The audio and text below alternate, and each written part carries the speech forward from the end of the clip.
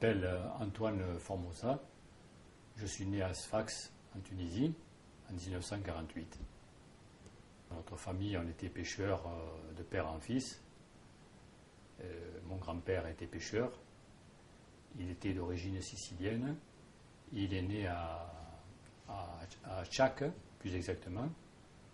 Et puis vers le début des années 1900, il s'est expatrié vers la Tunisie, où il a atterri à Tunis. Et puis il a vécu quelques années à Tunis, là où il a fait la pêche. Il a fait un peu le petit métier. Et puis après, au bout de quelques années, il s'est implanté sur Sfax, où il est resté. Il a fait toute sa carrière après de pêcheur à Sfax. Et puis à Sfax, là-bas, il faisait la pêche qu'on appelle, sa spécialité, c'était le sciabaccone. Sciabaccone en sicilien, voilà, on le disait en sicilien, ça s'appelait le sciabaccone. C'était la pêche au chalut un peu, c'était des filets qui confectionnaient, donc des petits chaluts qui confectionnaient et qui remorquaient ça à la voile. Et voilà, il faisait des calés dans des fonds de 7-8 mètres. Et il pêchait essentiellement du poisson. Alors, il pêchait des sards, des pataclés, des maquereaux, des rougets, tous les petits poissons de fond, quoi. Hein. Des rascasses, des pageots, des pataclés, voilà. Donc il y avait toutes sortes de poissons à l'époque, hein, donc c'était assez riche. Hein. C'était la spécialité de mon grand-père, ça. Et puis, dans la lignée, plus tard aussi, mon père est devenu pêcheur. Hein. Et il a continué un peu cette pêche-là. Hein. Donc il a fait aussi ce que faisait mon grand-père hein, au début. Et puis après, comme il y avait cette fameuse pêche aux éponges, il s'est mis à pêcher aussi, à faire la pêche aux éponges. Et au début, il a commencé à pêcher à la fune. Donc il pêchait les éponges à la fune. Et ils avaient comme une boîte comme ça, avec un verre au fond, qui était étanche. Hein. Et ils regardaient le fond comme ça, et ils pêchaient à la vue, quoi, en fait, hein, dans des fonds de 5-6 mètres. Hein. Et quand ils voyaient une éponge, ils prenaient la fune, clac, ils le plantaient comme ça. Puis après, ils avaient une deuxième fune, là, qui décollait l'éponge pour pouvoir la remonter. Voilà, ça c'était la pêche à la fouine. Et ils faisaient des belles éponges. C'est vrai que là, à la fouine, ils pêchaient de belles éponges qui se vendaient bien. Et puis ensuite, quand il a gagné un peu d'argent, mon père a acheté un premier bateau, donc qui naviguait toujours à la voile, hein, qui faisait une dizaine de mètres. Et il a commencé à pêcher donc au gangavier. Voilà. Donc il remorquait un filet, un espèce de filet qui remorquait, qui confectionnait lui-même avec une barre. Hein, ils avaient une barre ronde comme ça là, et il remorquait ce filet en travers du vent, par vent de travers quoi. Et il faisait des baux d'une heure, 1h30, 2 heures. Hein. Voilà. Et puis plus tard, il a fait l'acquisition d'un deuxième bateau qui était plus important, un bateau de 13 mètres, hein, qui pêchait très bien d'ailleurs. Pendant quelques années, il a pêché comme ça. Et il partait un mois à la mer quand même. Hein. C'était des métiers assez rudes. Hein. Il restait un mois et demi même des fois. Et ils embarquaient des galettes, des fruits secs, des pâtes, tout ça. Et il faisait. Voilà, il restait quand même assez longtemps, quoi. Et ils avaient un équipage qui faisait 4 ou 5 personnes. Hein. 5 personnes environ. Voilà. Et puis.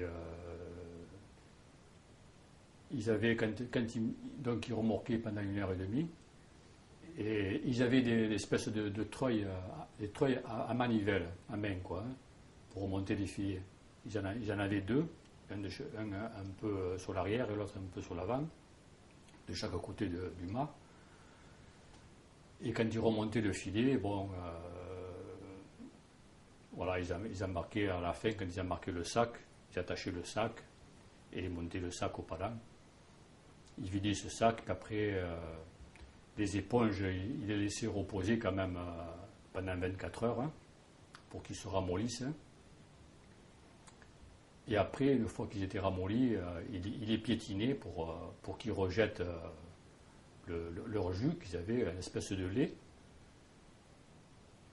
Et voilà, après, une fois qu'ils avaient bien rejeté leur lait, ils les mettaient à tremper à nouveau. Ils avaient une espèce de bidon avec de l'eau, ou alors ils les mettaient dans des sacs et ils les mettaient dans l'eau un peu pour les refaire tremper dans l'eau. Et après, une fois que ce travail était fini, il les faisait sécher. Donc il les passait avec une grosse aiguille dans un cordage comme ça, et il les mettait les attachait sur le mât comme ça là, pour les faire sécher, quoi.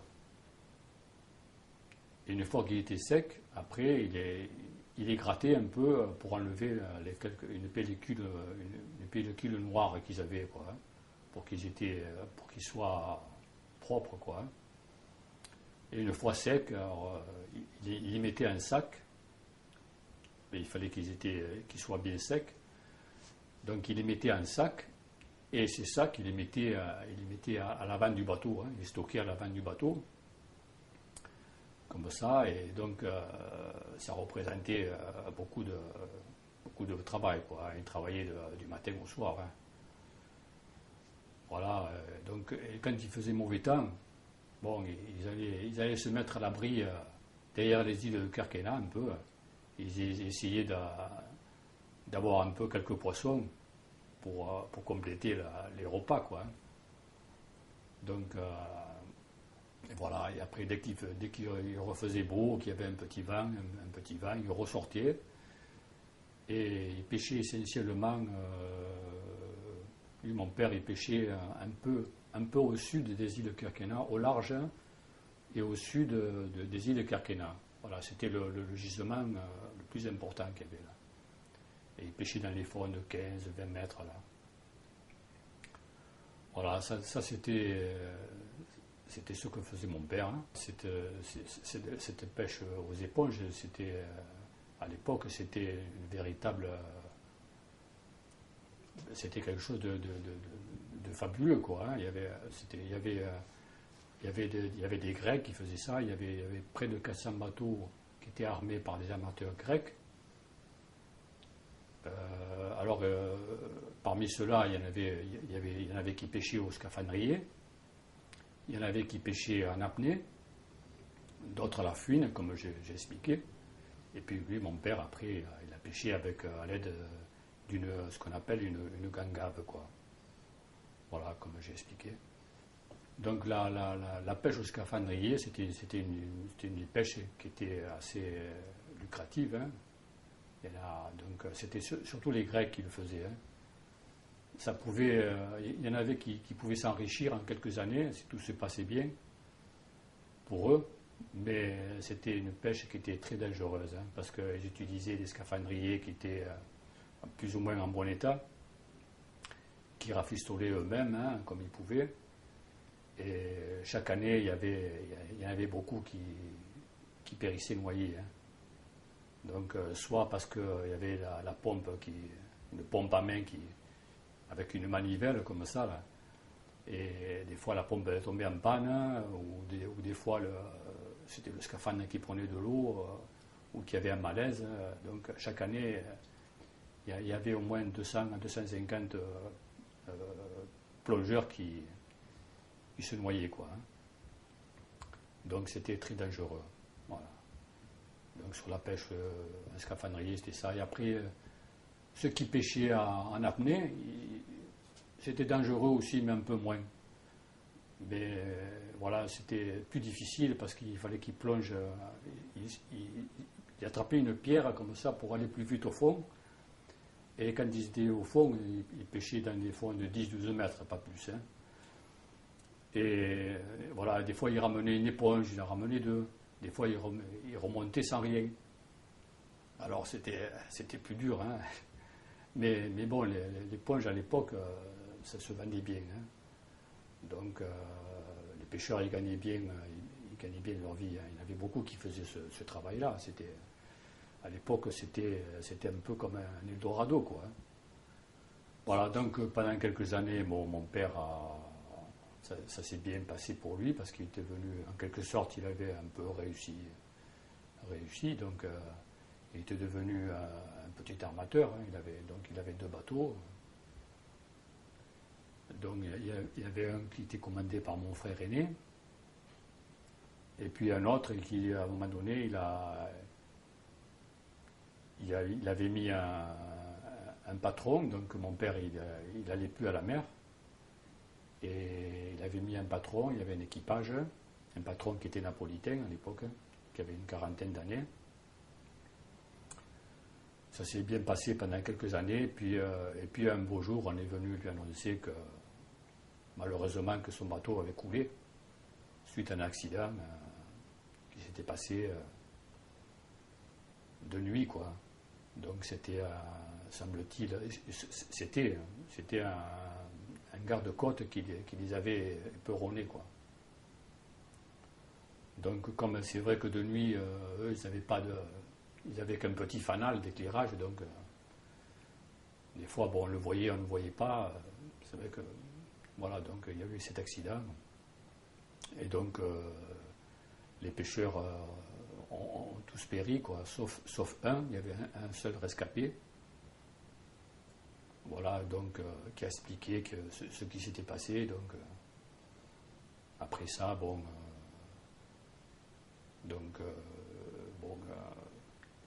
ils ont reconnu quand même que c'était de leur faute. Et puis après, ils ont un peu indemnisé les familles, quoi, hein, en quelque sorte. Hein.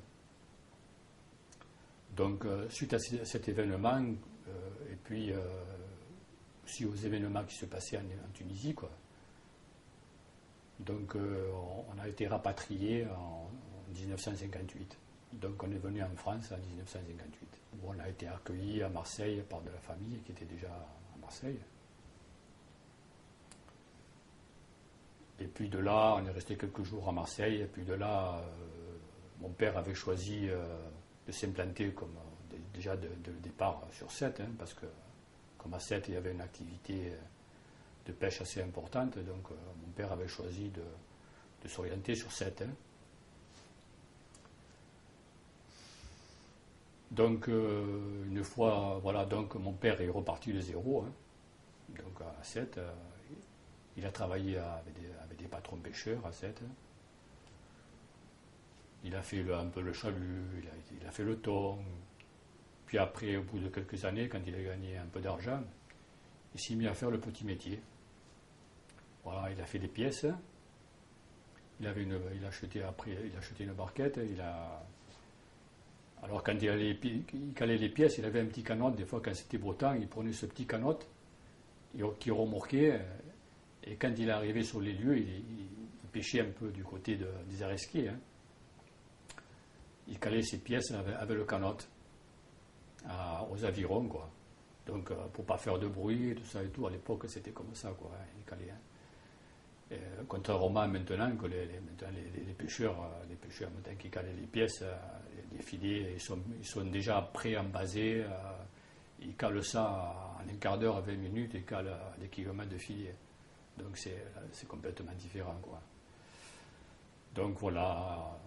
Donc mon père a fait un peu le petit métier. Il faisait aussi également, de temps en temps, il allait aussi pêcher à la drague, à l'étang aussi. Il a commencé à faire aussi ça. Et au bout de quelques années, il achetait un bateau d'occasion, une coque espagnole, hein. Une vieille coque de forme espagnole, hein, où l'étrave était verticale comme ça, et puis là, il avait l'arrière qui était arrondi. Et je me rappelle à chaque fois, quand on prenait des coups de mer par l'arrière, il y avait tout le bateau qui tremblait.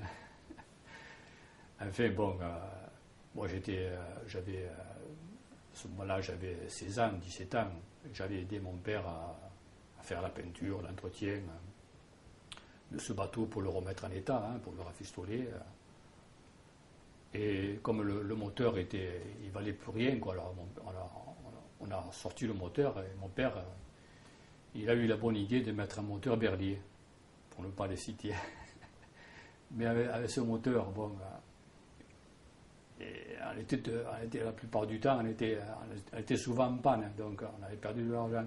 Il n'avait pas fait le bon choix de mettre un moteur Baudouin, pour ne pas le citer encore une fois. Les moteurs de Baudouin, c'était des bons moteurs. Et voilà, donc pendant quelques années, on a fait de belles pêches. C'est pas la question. Mon père, bon, était quand même un bon pêcheur. Il s'est débrouillé pas mal. Donc on pêchait plus ou moins en famille. Donc il y avait mon frère aîné, et moi, j'avais un frère plus jeune qui était avec moi aussi, qui avait 3 ans de moins que moi, qui a 3 ans de moins que moi, et un marin qui s'appelait Pierrot. Voilà, donc on formait un équipage de 4. Pendant quelques années, donc j'ai fait le chalut. Ça, c'était dans ma jeunesse. J'ai passé une jeunesse. À l'époque, c'était pas comme maintenant. L'époque, on commençait à travailler à 1h du matin. Et on rentrait l'après-midi vers 2-3 heures. Et on travaillait le samedi. Et le dimanche matin, on allait faire la glace. On avait une charrette qu'on tirait à la main comme ça. On mettait on embarquait des casiers en bois dans lesquels on mettait de la glace. Et ça, c'était le dimanche matin. Voilà, dimanche matin, on faisait l'entretien du bateau et tout. Donc, c'était rude, quoi. C'était rude. Donc, voilà, en plus de ça, on n'avait pas tout le confort qu'ils ont eu après, par la suite. Voilà, les souvenirs que j'ai eu un souvenir une fois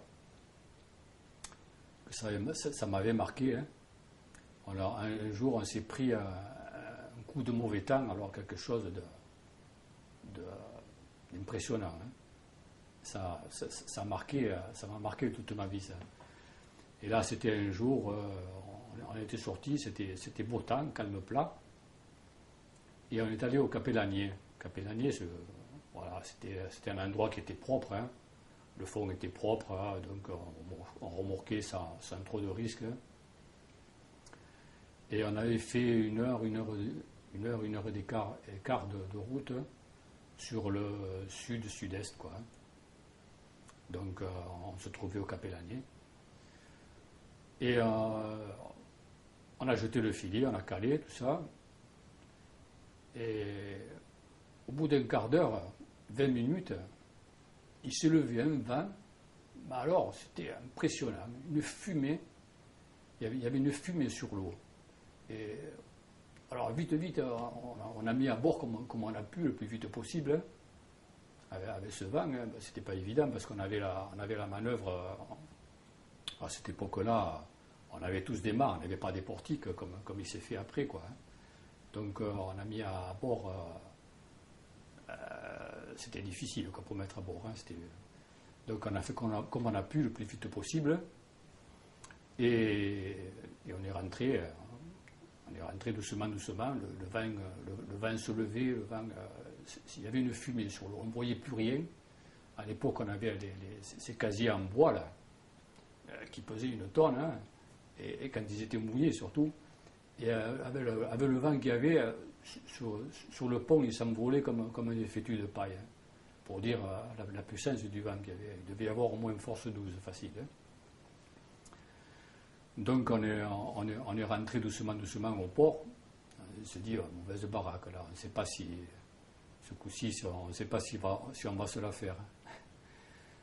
Et donc mon père était à la barre, à la VHF, on entendait parler les bateaux, tout ça et tout, en difficulté, on était tous là. Hein.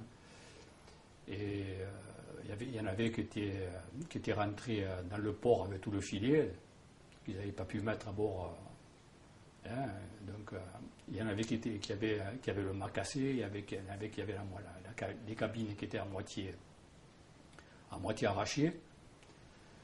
Et nous, bon, mon père était toujours en contact avec d'autres patrons hein, à la VHF. Alors on le rassurait, on lui disait ne t'en fais pas, Ange, on est là, on est à côté de toi. Mais en fait, nous, on était un des derniers à rentrer. Donc, quand on a mis au moins 5 heures hein, pour se présenter devant le port. Donc, on s'est présenté devant la passe de Pounet. La passe de Pounet, c'était le côté ouest. Hein. Quand on arrive là, on ne voyait plus l'entrée du port, tellement il y avait de la houle. C'était une houle de sud-sud-est. Sud-sud-est. C'était pas tout à fait l'argale, ce qu'on appelle la mi-journal. Alors, on ne voyait plus le mot, là. On ne voyait plus l'entrée du port. Alors, on dit, comment on fait là pour entrer là? Alors, on n'a pas pu rentrer de la passe ouest, donc mon père il a fait demi-tour, petit à petit, et on est revenu doucement, de l'autre côté, donc à la passe est. Et là, bon, on a réussi à rentrer, mais voilà, ça a été de justesse, hein, parce qu'il y avait des bas, quand même des creux de 7-8 mètres. Hein. C'était... on ne sait pas comment on a fait pour rentrer. Hein. Fait, le bateau, il a tenu le coup. Hein. Voilà, donc ça c'était pour une période de ma vie quoi, qui m'a marqué. Après, donc, j'ai fait l'armée.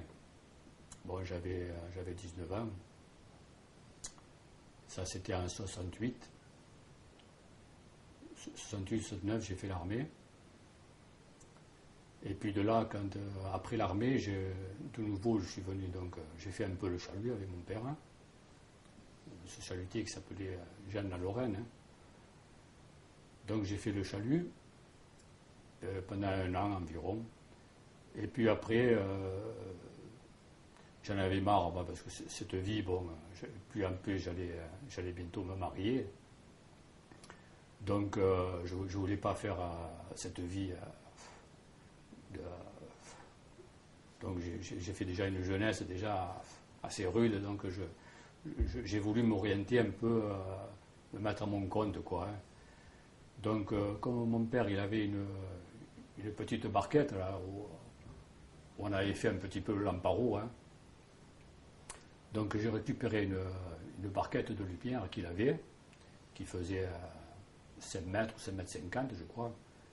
On avait fait une cage d'hélice, et on a mis un moteur Bernard dessus, et je suis allé à l'étang avec. Voilà, donc j'ai commencé à faire la pêche à la drague à l'étang. Mais bon, là j'avais un moteur Bernard aussi, là ça n'a pas été une bonne idée de mettre un moteur à essence, parce que pour draguer, pour faire la drague, c'était pas l'idéal. Hein. Voilà, donc avec ce moteur, il calait. Il se mettait à caler souvent, hein. Donc je perdais du temps des fois. Il redémarrait, mais bon, je perdais du temps. Voilà, donc la pêche à la drague, j'utilisais cet engin. Voilà, donc on calait cette drague, on calait 5 ou 6 brasses de mailles, et on remorquait ça, quoi. On remorquait ça, et il y avait dans l'étang, on pêchait des huîtres plates sauvages, des moules, des oursins, des escargots qu'on appelait des poivres. Mais enfin, les temps, ça me plaisait, quoi. Voilà, donc cette pêche, c'était plus cool, on va dire. Hein, voilà. Parce que c'était plus les mêmes horaires. Là, on commençait le matin à 7 h, hein, on rentrait vers 2h, 2h30 l'après-midi. Et j'avais quelques bricoles à faire, quelques mailles à réparer, et puis voilà, et le tour était joué, donc c'était plus agréable pour moi, quoi.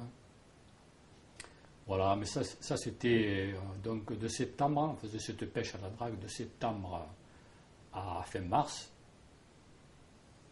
Voilà, et après, bon, comme je débutais au petit métier, quoi, hein, pour ainsi dire, l'été, il fallait que je trouve un autre job hein, pour pouvoir continuer à gagner ma vie. Alors qu'est-ce que j'ai fait? J'ai commencé à pêcher à l'arcéière, quoi. Un métier que j'avais jamais fait, quoi. L'arcéière, donc, c'était un petit engin, comme ça, avec des dents, et un filet avec un manche en châtaignier, qui faisait environ 5-6 mètres. Et voilà, donc, on avait deux ancres, un à l'avant et un à l'arrière, qui étaient reliés ensemble avec une maille d'environ une centaine de mètres. Et on commençait à jeter l'ancre à l'arrière. Et puis on avançait, presque jusqu'au bout de la maille.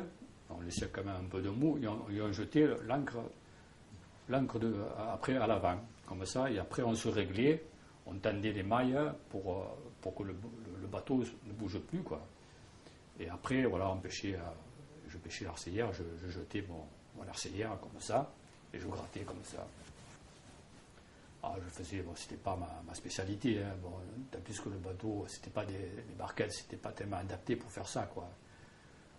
Le mieux, l'idéal, c'était d'avoir des nacelles, hein, mais bon, on ne pouvait pas tout avoir, hein. Donc, comme ma spécialité, c'était plutôt la drague, moi, je faisais que... Bon, alors bien sûr, je n'étais pas, au début, performant, hein. Je pêchais à moitié des autres, hein, pour les dire. Mais bon, petit à petit, bon, c'est venu. Puis après, j'ai arrêté l'arcéière. Hein. Je me suis mis à faire... après, oui... Après cette barquette, donc, j'ai fait construire une barquette neuve au chantier Stento. Donc j'ai fait construire une barquette de 7 mètres. Et alors là, après, quand j'ai vu cette barquette, pour moi, c'était le paradis. Hein. Donc après, j'étais plus à l'aise parce que j'avais une cabine, j'avais un peu plus de place sur le bateau. J'avais un moteur diesel là, donc ça allait beaucoup mieux après. Hein. Et là, après, avec cette barquette, j'ai fait donc la drague chaque année aussi, chaque saison, pendant des années, de septembre à mars, je faisais toujours la campagne de drague. Hein. Et l'été, je faisais les radasses.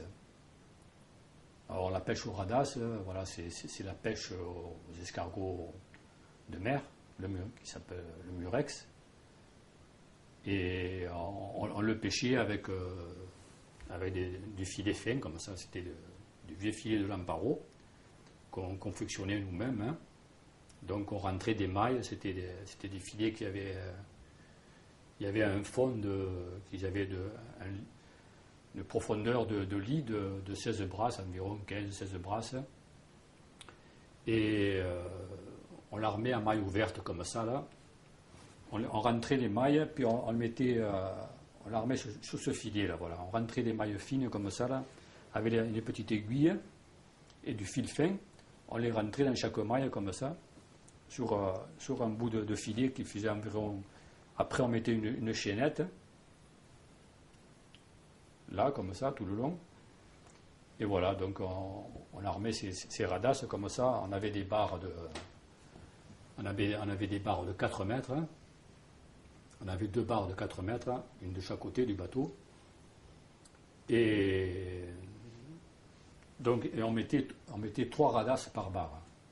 Voilà, donc on calait une barre. Là, donc là, on avait une maille, on avait en polypropylène, ce qu'on appelait de la maille de 16 ou 18. Hein. Et on calait combien déjà 30 ou 40 brasses de mailles. C'était la plus longue et la plus courte, bien entendu, elle était un peu plus courte, on calait moins. Donc quand on calait la première barre, on l'amarrait à l'avant. J'amarrais à l'avant du bateau. Une fois que la première barre était calée, donc on écartait, parce que comme la maille était à l'avant, comme ça, on tournait un peu la barre, de manière à ce que le bateau soit un peu en travers, et on calait vite la deuxième barre, on accélérait un petit peu pour pas que se prenne le filet dans l'hélice, hein, et on calait la deuxième barre, et voilà, et on faisait des baux comme ça pendant une heure et demie, 2 heures. On faisait des calés comme ça. Et on marchait très très lentement, hein, parce que là, il ne fallait pas marcher vite, sinon on faisait voler, on ne pêchait rien, quoi.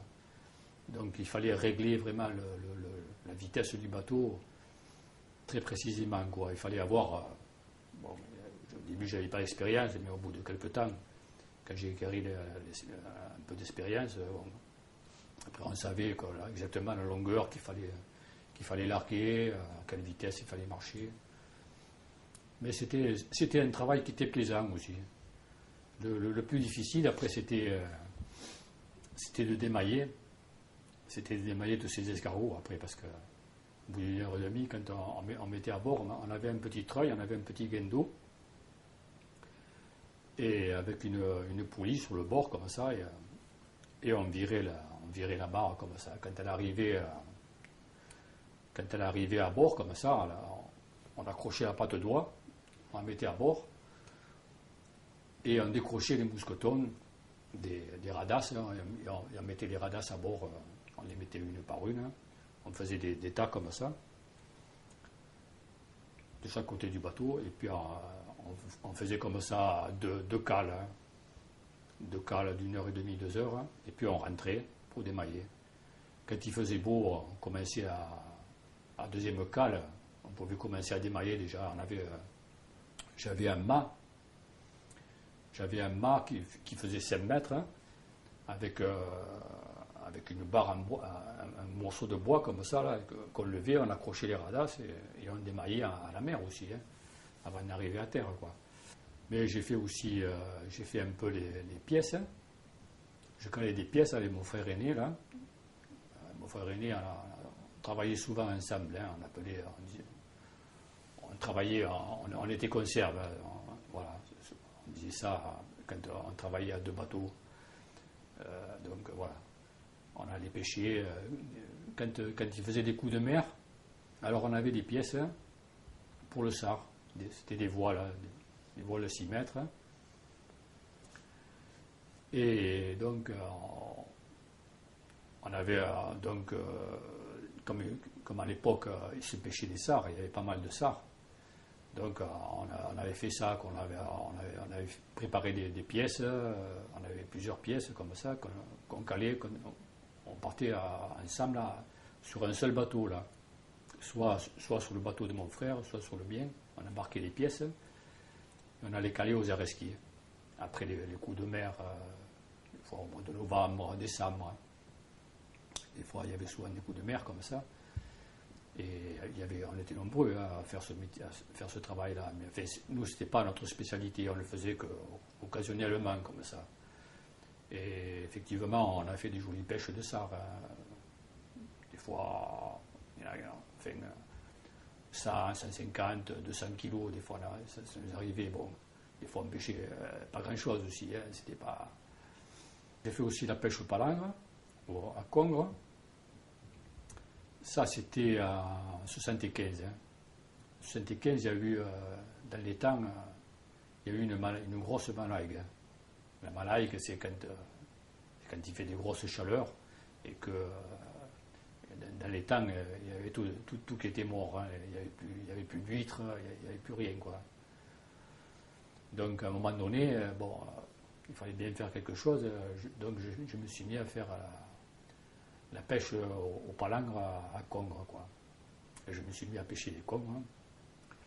C'est un métier que je n'avais jamais fait, ça. C'est un collègue qui m'a montré comment on faisait, qui était venu avec moi. Et donc on s'est mis à pêcher, donc on pêchait pas mal aussi. Hein. Donc on pêchait des congres, 300-400 kilos, des fois de congres. On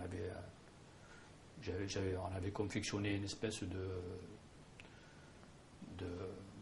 comment dirais-je, un truc en bois, là, une espèce de... pour mettre les congres, quoi. Hein. Ah ben, on avait entouré ça de filets, donc une espèce de cage en bois, voilà, qu'on avait d'une hauteur d'environ 1 mètre, et tout autour on avait mis du filet, et là on mettait, quand il y avait un con qui arrivait, on l'enganchait, on le mettait de suite dans cette caisse, quoi, hein, pour pas qu'il s'en aille de partout, quoi. D'abord on lui donnait un bon coup, là, on avait une masse en bois, on lui donnait un bon coup sur les chines pour plus qu'il bouge, quoi. Hein. Mais malgré ça, il continuait quand même à bouger. Bon, bon. Ça, c'était un travail que j'ai fait aussi occasionnellement. Hein. Voilà, c'était avec un collègue qui s'appelait Jean-Marie, d'ailleurs. Après ça,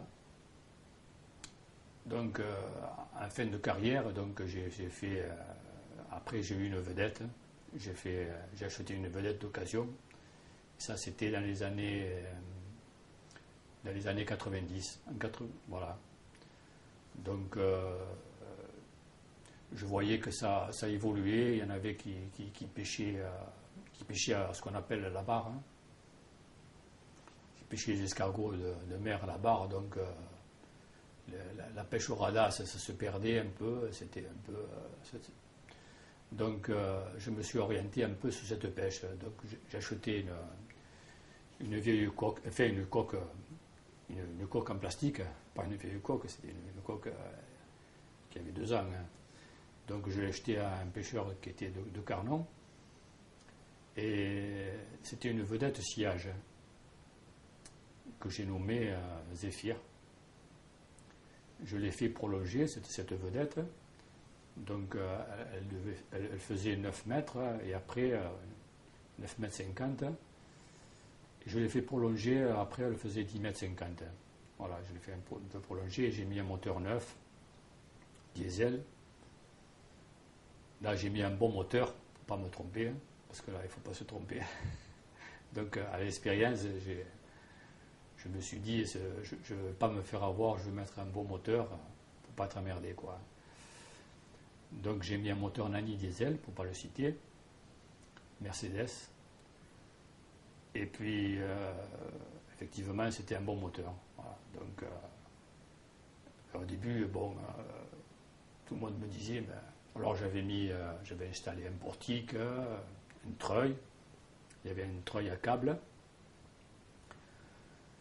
Et donc, je m'équipais pour faire la pêche à la barre. Hein. Et alors, il y avait beaucoup qui me disaient, mais qu'est-ce que tu vas faire avec ce grand bateau? Qu'est-ce que tu vas faire avec ça? J'ai dit, écoute, il faut bien évoluer dans la vie. Hein, donc, si tu ne prends pas de risques, c'est sûr que tu n'arriveras à rien. Donc, j'avais fait un crédit. C'est vrai que j'avais pris des risques. À ce moment-là, j'étais vraiment à sec. Hein, j'avais plus rien. Hein. On était un peu à je crois, hein, comme on dit à 7. Hein. Et donc j'ai commencé un peu à pêcher. Au début j'ai un peu pinaillé. J'arrivais pas à me mettre en pêche, tout ça et tout. Hein.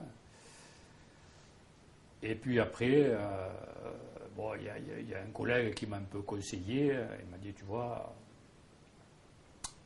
les filets, bon, tout ça, il faut les faire comme ça et comme ça. Bon. Après, quand je me suis mis en pêche, après, ça allait beaucoup mieux. Avec ce bateau, j'ai fait quand même des belles pêches. Hein. Bon. Donc j'ai fait la pêche à la barre. Donc la pêche à la barre, c'est une barre de 4 mètres. Et avec une patte d'oie, donc qui était reliée au câble. Et c'était un gangui, on appelait ça un gangui qu'on confectionnait soi-même. Hein. Donc on préparait les filets, bon, ça coûtait... C'était des filets qui coûtaient assez cher, hein, parce qu'il fallait pas mal de filets pour faire un gangui. Hein. Voilà, donc on remorquait ça. Aussi, on faisait des calés d'1 heure, 1 heure et demie aussi. Voilà. C'était plus performant comme pêche. Et donc on pêchait beaucoup mieux et c'était plus simple, quoi. Hein. Donc parce qu'on embarquait, après quand on embarquait la barre, quand elle venait à bord, la barre, comme ça, on attachait on avait une maille qui était reliée au sac, là, donc on accrochait cette maille, on virait, on montait le sac à bord, on vidait le sac et on recalait comme ça, et on faisait des 4 ou 5 calés par jour comme ça. J'allais tout seul à la mer, hein. Donc je faisais tout seul, hein, comme tout et chacun, hein, comme les autres. Hein. Donc c'était du travail quand même aussi, hein, mais voilà, donc on allait tout seul parce que on ne pouvait pas se permettre toujours d'embarquer un marin, hein. Sauf de temps en temps quand il y avait des bons coups à faire, alors là de temps en temps je prenais un marin, quoi. Voilà, sinon j'ai fait la pêche, j'ai pêché des moules aussi à la drague, donc au gangui, à la barre, et on allait entre les filières, dans les passages des filières, et là aussi je me suis mis à pêcher des moules, et il y en avait pas mal à cette époque-là. Après, on était nombreux à faire cette pêche, hein, aussi, tout le monde s'y mettait plus ou moins. À un moment donné aussi, on entendait parler de la pêche au coquille Saint-Jacques. Alors bon, il y avait des échos comme quoi il se pêchait des coquilles Saint-Jacques du côté de Gruissan, là, par là. Alors bon, avec un collègue, on a décidé d'y aller, nous aussi. On ne savait pas trop si on allait pêcher ou quoi. Hein. Donc on se pointe un jour là-bas et on voyait plein de bateaux qui étaient en train de pêcher. C'était des bateaux d'Agde. Donc c'est vrai qu'il y avait un collègue qui était d'Agde qui venait pêcher à 7. Aussi, des fois, il venait pêcher sur 7. Hein. Il venait mettre son bateau sur 7 et c'est comme ça qu'on a su qu'il y avait des coquilles Saint-Jacques là-bas, du côté de Pounen, là-bas. Donc du côté de Gruissan. Donc un jour, on y va, mais enfin, il ne nous disait pas trop la vérité. Il nous disait, oui, il y en a, mais enfin... ouais, c'est plus ou moins. On ne savait pas trop la vérité, quoi. Bon, un jour, pour en avoir le cœur net, on y est allé. Et puis, quand on arrivait sur place, comme ça, je cale, hein, le collègue aussi, il cale. Hein. Au bout d'un quart d'heure, je dis, j'appelle mon collègue, j'ai fait, le bateau, il s'arrête, je ne sais pas ce qui se passe, hein. Je vais mettre à bord. Je mets à bord. Quand je mets à bord, ce filet, il était plein. Il était plein à craquer. Bon, c'est pas possible. Tu te rends compte, là, et dire qu'on ne savait rien, tu n'es pas au courant.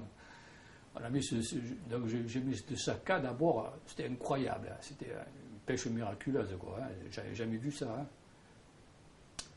Et donc, qu'est-ce qu'on a fait? J'ai dit à mon collègue, écoute, on va faire une deuxième cale et puis on rentre, c'est pas la peine hein, de ramener trop hein, après.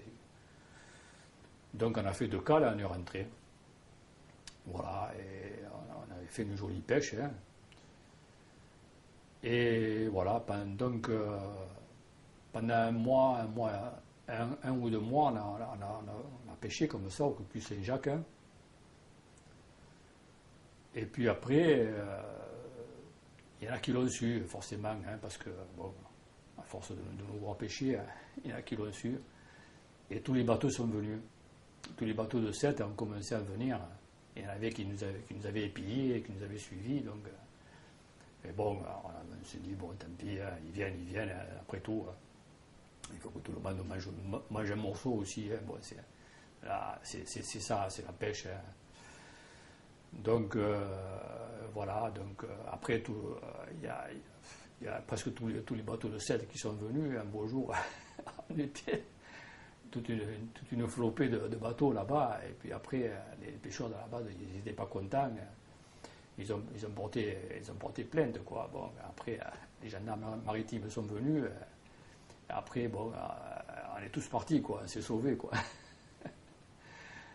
Et voilà, mais c'est dommage parce que c'était un gisement important de Coquille Saint-Jacques. Hein. Seulement, voilà, ce gisement, c'est dommage qu'il n'était pas bien géré, bien surveillé. On aurait pu comme ça faire des jolies campagnes de pêche au Coquille Saint-Jacques, hein, parce qu'après c'était n'importe quoi. Il y en avait qui allaient pêcher de nuit, plus ou moins de nuit, donc ça a été dommage parce qu'après ça a été raclé, quoi. Vite fait, je ne sais pas d'ailleurs maintenant s'il y en a encore des Coquilles Saint-Jacques. Hein. Voilà, j'étais en fin de carrière, pour ainsi dire, là, donc voilà, après j'ai vendu mon bateau et voilà, donc j'ai arrêté la pêche hein, dans les années 2000, hein, 99, 2000. Pas de vraiment de regrets, j'ai pas de regrets sur ma vie. Hein, ça n'a pas été toujours facile, hein, parce que la pêche, ça peut être un jour, on peut faire des jolies pêches. Hein. Alors on est plein d'espoir, on est plein de projets, tout ça, et puis après, là, qu'à un moment donné, on ne sait pas si on va pouvoir ce qu'on va faire le lendemain, quoi. On ne sait plus où aller. Des fois, il arrive des moments comme ça, on ne sait plus où aller pêcher, on ne sait plus quoi faire pour gagner la journée. Pendant longtemps, je me suis demandé si j'allais pouvoir arriver à la retraite. Hein. Et c'était toujours cette question de pouvoir payer le rôle, tout ça et tout. C'est vrai qu'il y avait des moments où on était dans l'incertitude. Hein. On était vraiment. Je ne prenais jamais pratiquement pas de vacances, hein, parce que quand il y avait de la pêche, bon, il fallait y aller. Hein. Quand il n'y avait pas de pêche, ma foi, on ne pouvait pas se dire on part en vacances, parce qu'on n'avait pas l'argent pour partir en vacances. Hein. Et ça a été, c'est vrai que ça a été difficile, hein, mais bon, il y a eu quand même des bons moments. Des bons moments où on a fait des belles pêches, des moments où ça a été difficile. La pêche, c'est pas régulier. Hein, donc, le principal, c'était de pouvoir payer le rôle, de pouvoir manger, quoi. Hein, ce qui n'était pas toujours évident, quoi.